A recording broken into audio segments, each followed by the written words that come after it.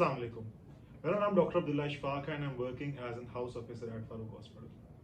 आज मैं एक अवेयरनेस वीडियो बनाने जा रहा हूँ। अक्सर ओपीडी के अंदर ऐसे पेशेंट्स आते हैं जो कि मैदे में दर्द की शिकायत करते हैं और बाद में पता चलता है कि उनके पित्ते में पथरी है। तो सबसे पहले पता होना चाहिए कि पित्ते में पथरी की वजूहात क्या हैं। तो इसमें जो सबसे इम्पोर्टेंट चीज़ है वो है कोलेस्ट्रोल।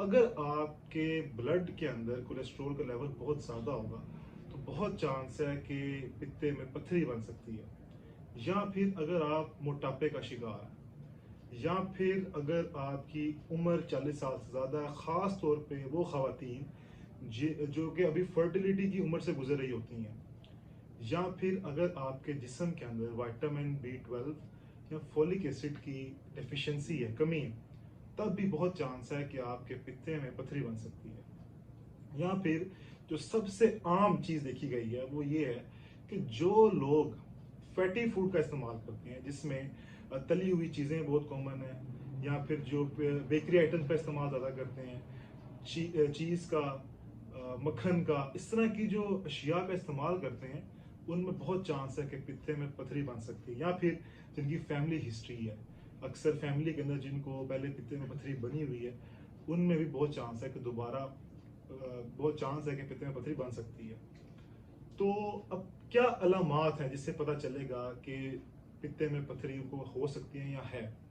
तो सबसे पहले मैदे में दर्द होती है जो कि दाएं जानिब पीछे की तरफ जाती है, पसलियों के नीचे, जिसको हम कह सकते हैं। और वो दर्द इतनी शदीद होती है, ख़ास तौर पे खाना खाने के बाद उस दर्द में काफ़ी इजाफा हो जाता है।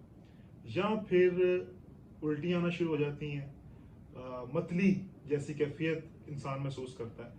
या फिर उसके बाद अगर आपका जो जिल्द का रंग है वो पीला होना शुरू हो गया इस सब के साथ साथ, या फिर जो है वो पेशाब आपको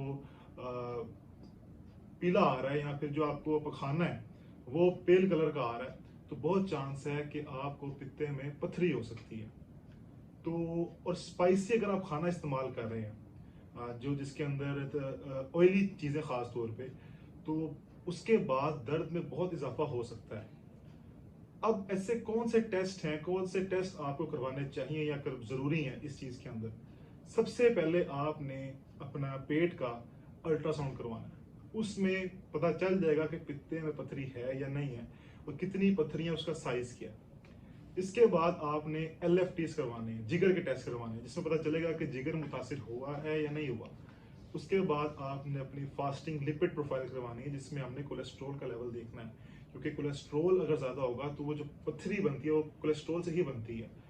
फिर हमने CBC करवाना है, जिसके अंदर आपने देखना है कि क्या उस पथरी की वजह से इन्फेक्शन तो नहीं हो गया।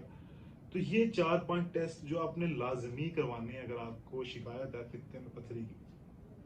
अब इसका इलाज क्या। इसका इलाज तो इसका हल अल्टीमेटली ऑपरेट ही है, जिसको हम लेप्रोस्कोपिक कोलेसिस्टेक्टमी कहते हैं। कैमरे के जरिए पित्ते को निकाला जाता है, उसका ऑपरेशन किया जाता है, या फिर चीरा दे के, पहले वो किया जाता था लेकिन आजकल कैमरे के जरिए ही हॉस्पिटल्स के अंदर होता है। लेकिन इसका कोई दवाई से कोई इलाज मुमकिन नहीं है। आर्जी तौर पे तो आपको जो सिम्टम्स हैं, अलामात है, उससे तो रिलीफ मिल सकता है, लेकिन इसका परमानेंट जो इलाज है वो पित्ते को निकलवाना ही है। तो अब असल जो अहम चीज़ है वो है बचाव कैसे मुमकिन है। तो सबसे पहले अपने ज़िंदगी का हिस्सा बना लें कि आपने तली हुई चीज़ें, स्पाइसी फूड नहीं इस्तेमाल करने, ख़ास तौर पे जिनके अंदर फैट बहुत ज़्यादा है। मैंने बताया था उसमें चीज़, बटर, घी, ऑयल, जो भी तली हुई चीज़ें आपने इस्तेमाल नहीं करनी। बैलेंस डाइट ज़िंदगी का हिस्सा बना लें, जिसके अंदर हाई फाइबर डाइट बहुत ज़रूरी है। फ्रूट्स हो गए, वेजिटेबल्स हो गई, ड्राई फ्रूट्स हो गए। इसके अलावा अगर आप मोटापे का शिकार हैं तो अपने मोटापे को कम करें, वॉक और एक्सरसाइज रेगुलर करें। ये कुछ चीज़ें हैं, अगर आप इनको ज़िंदगी का हिस्सा बना लेंगे तो मुमकिन है कि आपके पित्ते में पथरी नहीं बनेगी। तो हाजिर होते हैं नेक्स्ट वीडियो में, नेक्स्ट अवेयरनेस मैसेज के साथ। इजाज़त दें। अल्लाह हाफिज़।